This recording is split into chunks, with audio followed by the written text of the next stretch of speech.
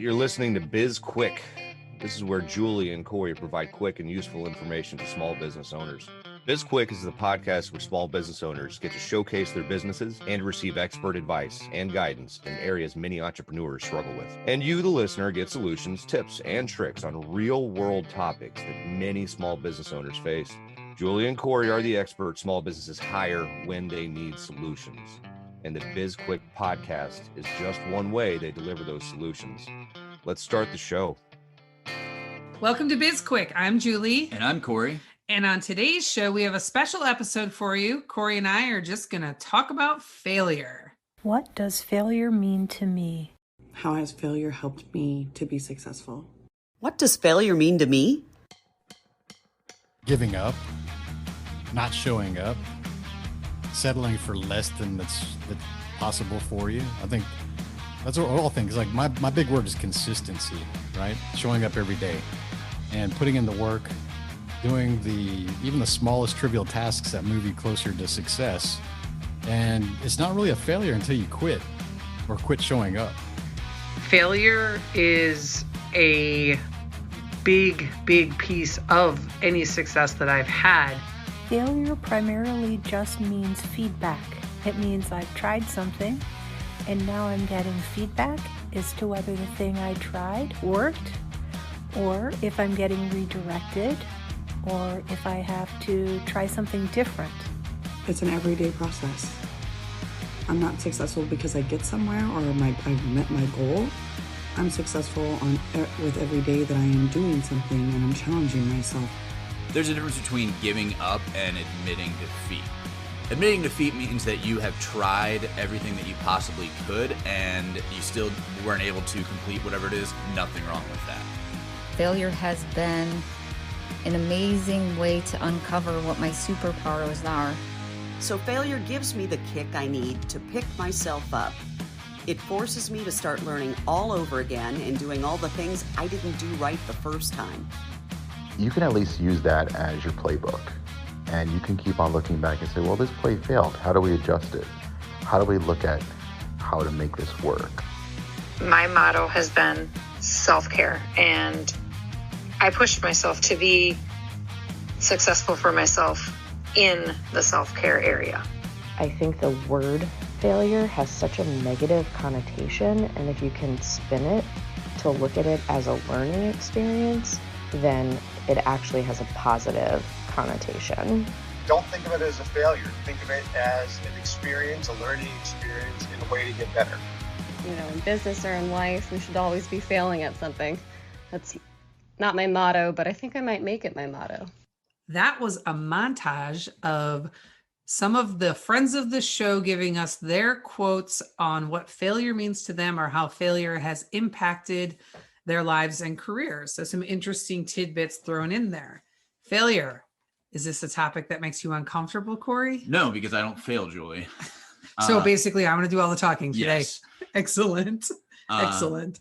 No, I've never really looked at failure. Like I've never been haunted by failure or scared of failure or anything like that. And I mean, despite my sunny disposition, you would know that I'm mostly an optimist when it comes to everything. Like I generally think that everything's going to work out as long as I'm continuing to work at whatever it is that I'm doing. And that even if something doesn't work out, there's always a lesson to be learned, to be used later. So like, I've never really even playing sports and whatnot in high school and afterwards, I never looked at losing a game as like, oh, we suck or whatever. It's like, all right, well, they were either better than us. We didn't show up, or, half our team wasn't allowed to play because they got kicked out of a previous game, which happened on more than one occasion. Certain things like that happened. So and it sounds like you're making excuses, but it's, why. It's not that you're writing it off, or it's not like I was writing it off like, oh, well, I'm making myself feel there. It's like, well, I know why it didn't work out. And next time, maybe we won't get in a fight. Yes. Yeah. That's a I guess none of that surprises me. I was wishing we had a sound effect for when you said the part about your sunny disposition. I would have liked it, the boom, boom, or the sad trombone. Yes, wah, wah. Exactly. Do you think maybe failure is easier for you from some angles because you have zero presence on social media, and so you don't see like the highlight reels of all these other people because you're not on social media, and two, you're not really ever broadcasting anything that's happening in your world. Do you think that makes it a little bit easier? I mean, that's the way I've been my entire life. So I wouldn't say my entire life, but my adult life at least. And social media really wasn't. I mean, MySpace was a thing when I was in college, but. Were you on MySpace? No. Okay. I did sign up for an account just because I was like, what's this whole MySpace thing about? And then I saw how much like work you would have to put into it. And it's not a lot of work, but it's like, oh, I have to like commit time to this. Yeah, I'm out. I'm going to the bar. Exactly. Well, yeah, I guess like, so failure for me, I don't think of it as a negative thing at all. I don't set out to fail on things, but I am okay when I try something and it fails, or I make a recommendation for us in the business and it doesn't work out, it fails. I'm okay with that. I do think I struggled a little bit over the past 12 months when, I think a lot of people had this perception that we were doing way better than we were. And we were. Right. Yeah, right. No, we were not. Yeah. Right. That first year was tough. In fact, we've got I just finished writing a blog that will come out before this podcast airs, where I talk about, the difference of failure and not failure, where I talk about, basically the down payment on being an entrepreneur, and really that the down payments come in the form of time, money, and relationships. And from the money perspective, how, we went 12 months without paying ourselves, right? We took a couple draws, but that was it. Like we didn't 12 months, right? So but I don't think people realized, unless we were really very transparent with people, I don't think a lot of people realized how tough that first year was in terms of revenue coming in the door. Right. But I don't look at it as a failure. I think I did in the moment where I was like, wow, this is tough. Right. And some of the things I would take really personally, but then as we moved on, it's so much easier to look at it in the rearview mirror and go, I think everything we went through was totally normal. It was just, that's the process that we went through. Yeah, it was. But it's also one of those things where like I would have never, I didn't even like cross my mind to think of it as a failure, because, for failure for me would have been like 6 months in and we're like, oh, this isn't working out. Screw it. Like, it's like, all right, well, let's pivot, let's adjust, let's figure out, let's try this, let's, whatever it is, like it wasn't the like failure in the sense that it ended. It was just, I mean, a very long learning experience. It was. And I think that's part of that. That's one of the things that, makes you that optimism, that eternal optimist that, I don't think a lot of people know is there, makes you a really good partner, because, I would come up with all of these ideas like, hey, let's do this. Not that you didn't have ideas, because you certainly did, right?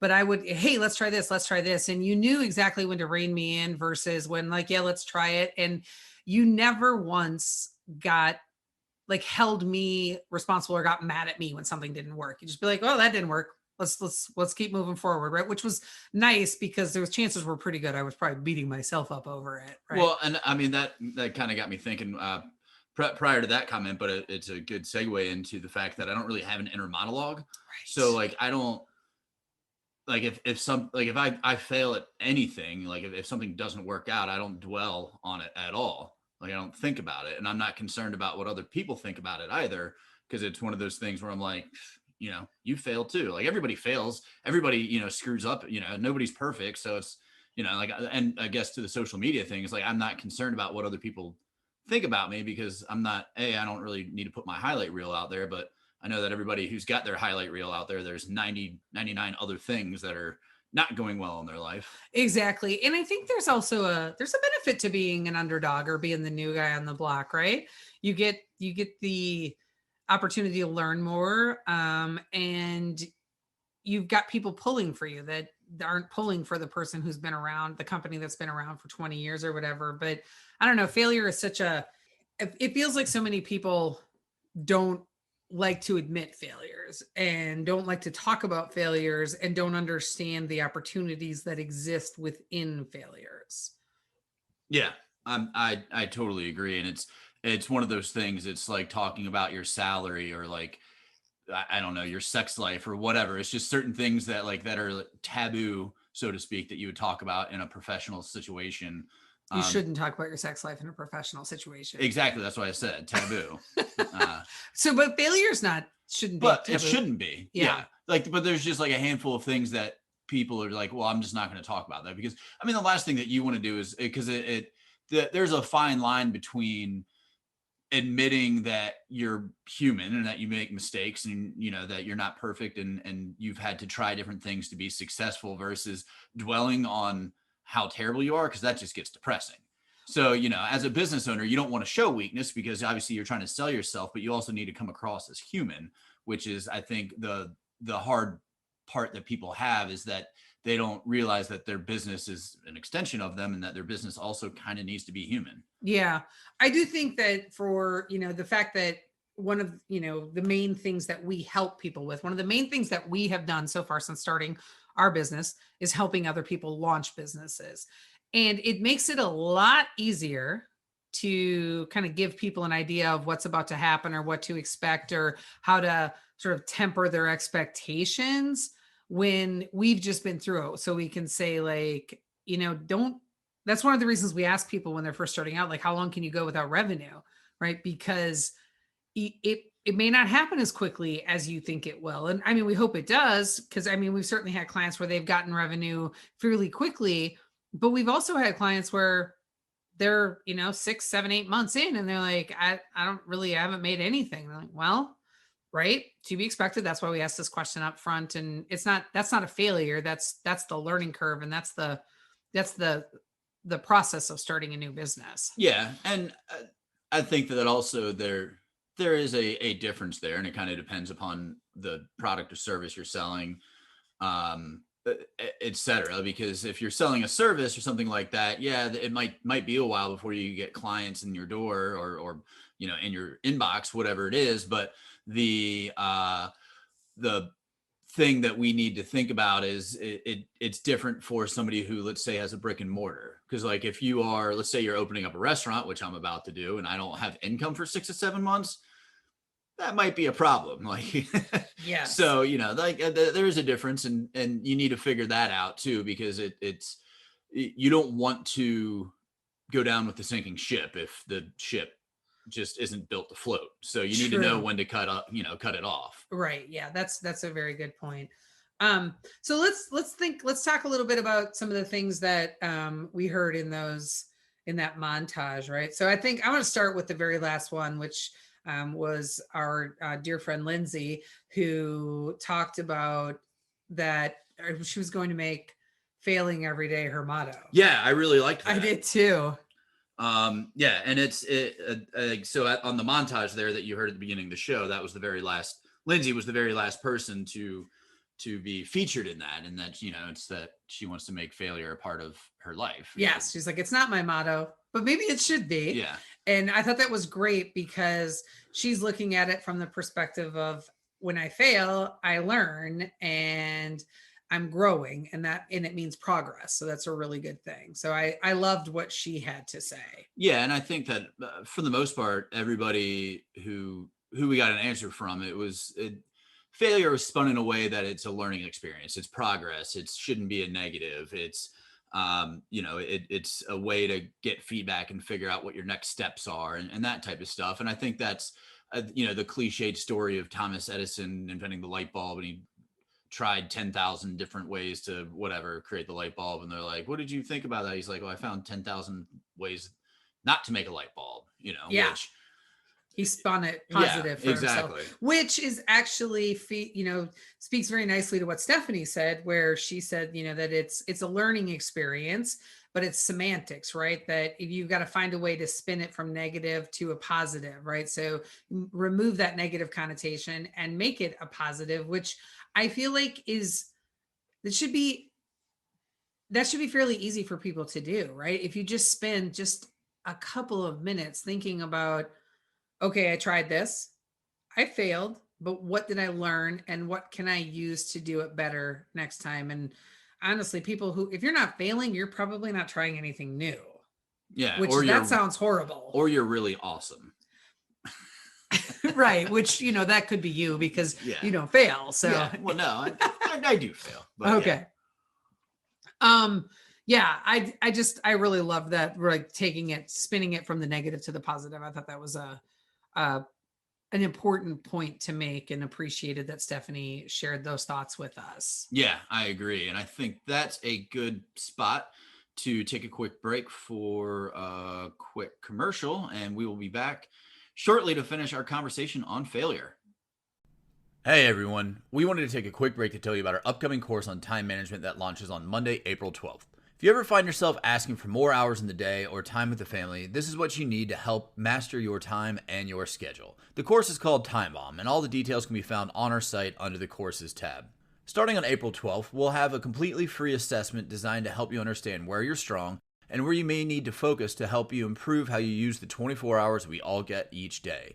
Be sure to also check out our partners and the bundle offer we have that will give you a few additional tools to help you take control of your days. You can find out all the information you need on sbpace.com. And we're back. We are continuing our conversation on failure, and we are going to, what do you want to get into? Some of the other comments we got from the other people who responded? Yeah, but first I want to ask you a question. What, tell me about a significant failure in your life.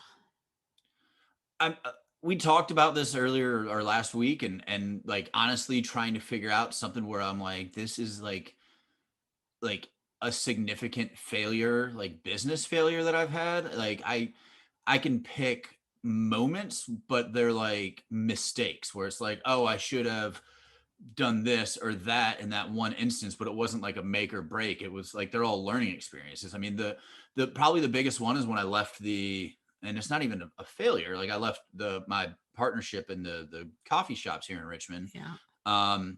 But it was like, I tried everything that I possibly could to make this thing work.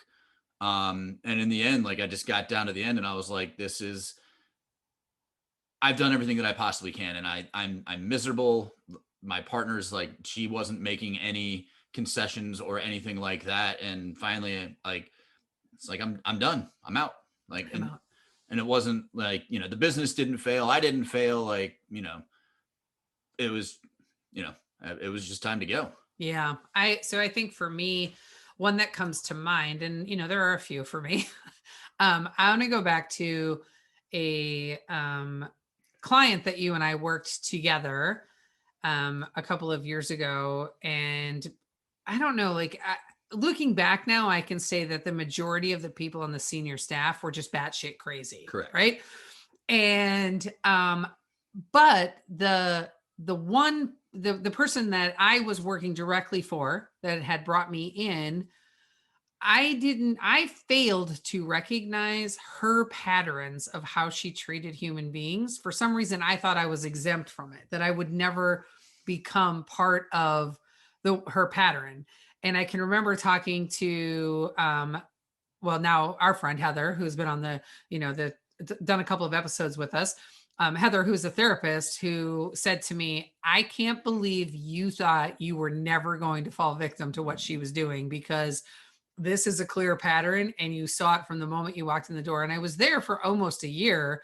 And when it happened to me, I was so blindsided by it, but it ended up being the end of my contract there. Like she literally, like that was her go-to move was she just, I like to joke that I'm an emotional amputator. Like I will just cut you out of my life if you disappoint me to the point where I'm like, yeah, no, I just emotionally amputate. She legit just removed people, didn't care, like iced them out. And I did not see it coming, and I should have. Big failure. And I was unprepared for it when it happened. But I've spent more time paying attention to human behavior as a result of it, for sure. And really, with very few exceptions, there's nobody from that company other than a couple of people that we're still friends with that I would even speak to again. I'm like, y'all were nuts. Yeah, that's why I don't make any emotional connection with people I work with. So I haven't spoken to any of them since I left either. I don't even have their phone numbers or emails. There's no way for me to speak to them. Right on. All right, let's talk about some more of the quotes that we got. So I like the very end of Dr. Davia. She was talking about it's a way for her to discover what she's good at and not. And I think the and not is a crucial part of understanding failures, because you can't be good at everything. I will never be a professional basketball player. I'm never going to beat myself up over that either. So it's one of those things where, like, I know after trying to play basketball when I was younger, I'm not coordinated enough. I've got a 2-inch vertical, et cetera, et cetera. Is it really 2 inches? If I'm lucky on a good day. Not today, it isn't. That's for sure. But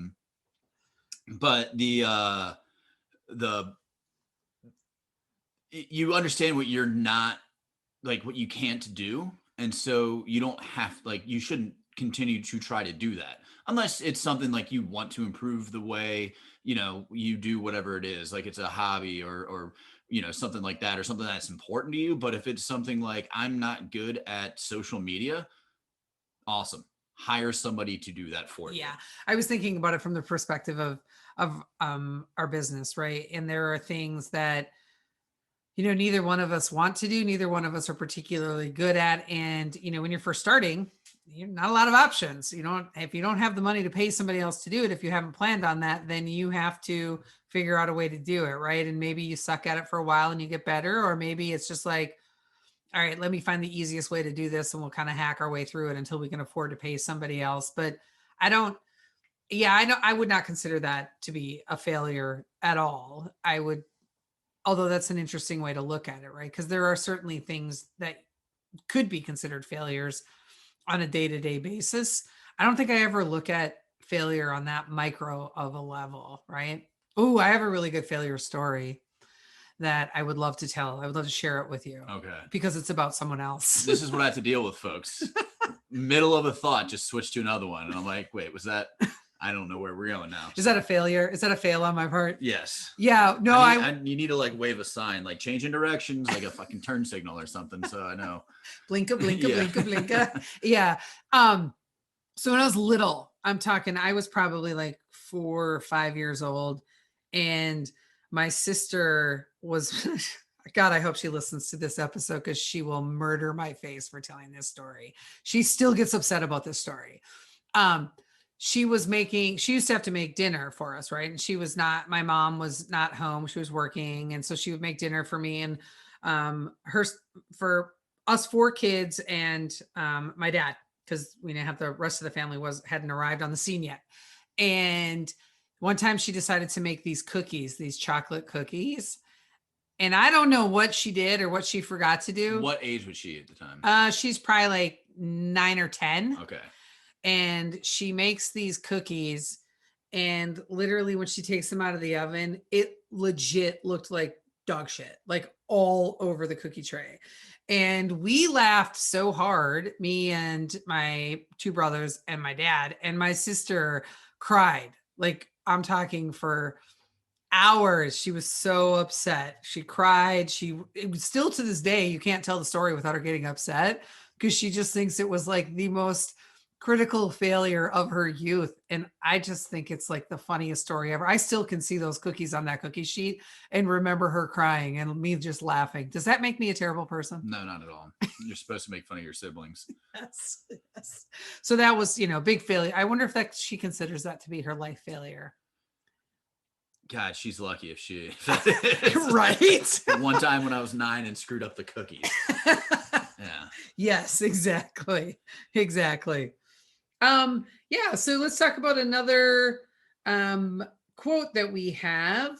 I liked Stacy's a lot as well. Stacy took it on the self-care and how much she had failed in 2020 with self-care and had spent so much time. And probably a lot of people failed in 2020 on self-care. Let's be real. 2020 was a weird year. Yeah. And so she has made this effort for 2021 to really focus on self-care, and that she uses failure as a way to push herself to be better, to learn from the mistakes she's made and figure out how she can leverage that to become better at whatever it is that she's looking at or trying to do. Yeah, and I think that especially for entrepreneurs, and we've covered this a handful of times, including that Saturday series we had in December, where it's just the mental health, the wellness, the well-being. It's something that a lot of business owners skip over because you've got bills to pay, you've got employees to work with, you've got orders going out the door, the building's on fire, literally or figuratively, whatever. And the last thing that you really care about is your own well-being. And I think that that's something that a lot of people need to focus on, and a lot of places where business owners fail. And I mean, I know if we're going to talk about that, like as a failure or something that, I mean, for the majority of my time when I was in restaurants, I was only focused on the restaurant. There was no personal time outside of that. Luckily, I mean, restaurants in general are a pretty social place to begin with. So it's not like I was missing out, because most of my friends I worked with, so it was, whatever. But yeah, definitely. I mean, there's the lifestyle that goes with bars and restaurants. So a lot of drinking, cigarettes, no sleep, odd hours, working too many hours, et cetera, et cetera. And that's something that for the majority of my 20s and into my 30s, I never bothered to take care of myself. Yeah. That's a big part of that industry, right? Yeah. And you're just kind of going all nonstop, and you are just by nature sort of a we're very similar in this regard, all or nothing, right? You are all in on something or kind of all out on it. So I can see how that could be problematic for you. Yeah. Yeah. But, on the flip side, I enjoy stressful working environments and the chaos and all of that. So you're feeding it. For me, it's like I'm getting it, like, I don't know, it's some sort of like masochistic or sadist. I don't know. I can't remember which one it is. It's the one where you hurt yourself, or like getting hurt or whatever. Masochistic. Yeah. Where it's like the chaos the stress is not healthy, but it's also something that I kind of thrive on. It's exhilarating. Yeah, exactly. Yes, exactly. Well, you're about to see exhilaration on a new level. Oh yeah. Between SB Pace and the new restaurant. Yeah. Exhilaration on a new level. Let's talk about what Tony says. Okay. Yeah. Walk us through it. Well, I mean, his is just, because I kind of, when I did my response as well, it's kind of in response to his, but it's just the giving up and not showing up. It's failure is for him. It was the staying consistent is the key to avoiding failure. That you just need to just keep at it, keep going at it. And, it's, if we were to take, let's say, working out for somebody who's like, who may have not been into self-care in 2020 and 2021, they want to get in better shape or whatever. It's that consistency of, yeah, you might not be able to run 10 miles every day or whatever it is, but just get out. Just the fact of like getting up and doing something, whether it's just going for a walk around the block, or, I mean, they always say in terms of like sleep or whatever, you shouldn't sleep in on the weekends. Like you should wake up at the normal time every day, because that's just better for your body. And it's like, all right, well, get up. Doesn't mean you have to go for a run, but get up, make some coffee, read the news, relax, but just keep that that consistency, that routine. So Monday morning comes along and you want to get back into working out. It's, you're not fighting yourself, Well, I don't know who they are that say that, but I don't like them very much. Yeah. Well, most people, have just sort of these internal clocks anyway. And unless they're just really, really have very erratic schedules, people typically wake up at the same time every day, or, within like certainly within a half an hour of it. So I liked what he said, the consistency. I think it's really important to remember that it reminds me that you have to temper your expectations when you're going into something, right? So you can set your sights that you're going to, open up a business and have, your first year, you're going to make $1 million. Sure. You can set your expectations at that, or set the goal at that. But I think you also have to understand that if you don't hit that's not necessarily a failure in terms of like you have failed on an epic level as much as you probably failed at setting appropriate goals. Yeah, but you didn't, your business isn't failing, right? You have to kind of temper your expectations and know, like when if you're not a runner, you can't say I'm going to run a marathon next weekend and run half a mile today and then go run that marathon of 26.2 miles and you're like good to go. It doesn't work like that, right?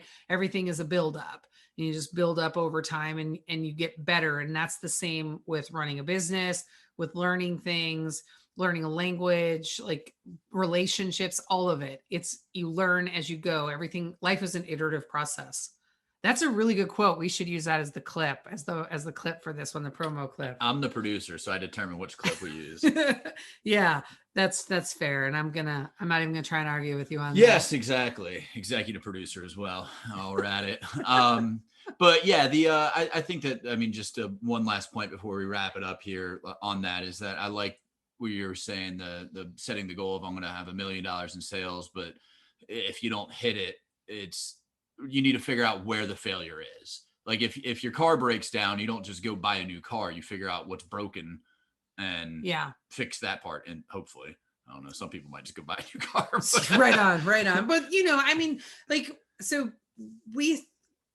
as an example of, I guess you could look at this as failure, goal setting, iterative process, whatever. Back in November, I set a goal for us that in March, we were going to have $100,000 a month, right? That we were going to have, and that would have been a really big number for us at the time in November, right? That still is a big number for us, right? Didn't we place a bet on that? We did. And I think I owe you $1,000 because on top of. Yeah, I know. Yes. Because we did not hit $100,000, but what we did was we took that number of $100,000 and we broke it out into the steps we had to take to build up to get there, right? What would we have to do over the next 5 months? Because I think I was like 5 months to fire was the name of the project. And I said, when we get to by the end of March, we will have collected a invoice out for $100,000 in revenue, and we will not hit that number, but we didn't do terrible. March will be our highest revenue generating month ever. Yep. And we took all of these appropriate steps and we iterated our way through it. We found where we could improve. So did I set a bad goal? I don't even feel like it was a bad goal because I like the fact that we had this big target that we could go after. What's that name of that goal that you hate? The BHAG? Yeah. We wanted to say called that. a stretch goal. Stretch goal, yes. So we had a stretch goal and it wasn't, I wanted to, I think we both would have loved to have hit that number. Oh yeah. Yes. But I also now will say we're not far off from that number. Like we will get there. And there will be a month within the next several months where we will hit that number and it will feel really fucking good. Yeah. Yeah. So, but not a failure. Because we learned along the way, we created systems and processes to help us get there, and we'll continue to iterate our way through it and just figure out how to keep moving forward. Yep. So that's going to be it for the show today. I want to thank all of our listeners, and you can find out more about us and what we do in our show notes. Do you want to thank me for co-hosting this one with you? I actually do not. Well, I want to thank you. No, you don't. For taking the time to do this one with me, because I really liked this topic and I appreciate that we spent some time on it. You can connect with us on social media. We're on LinkedIn, Twitter, Instagram, Facebook, and we have a YouTube channel. You can also reach us on sbpace.com. And while you're listening to our podcast on your favorite platform, make sure to subscribe, like us, review us if possible, and just give us any feedback that you might have. Yeah, and reach out to us about any topics that you'd like to hear. We have a form on our website. Fill it out. Let us know what you want to hear about, or you can be a guest on the show if you want by filling out the form for that as well. And did I tell you we wrote a book? It's called. Is that a question for me? Yeah. I'm well aware of the fact that we wrote a book. I was a part of it. What's the book called? Seriously, Now What? A Small Business Guide to Disaster Preparedness. What's it come with? A companion workbook. Right on. And if you've already bought that book, you can go out and review it for us. And if you haven't, go get it on Amazon. We'd really appreciate it, and we know it'll help your small business. That's it for today. I'm Corey. And I'm Julie. And this was BizQuik, helping small businesses across America.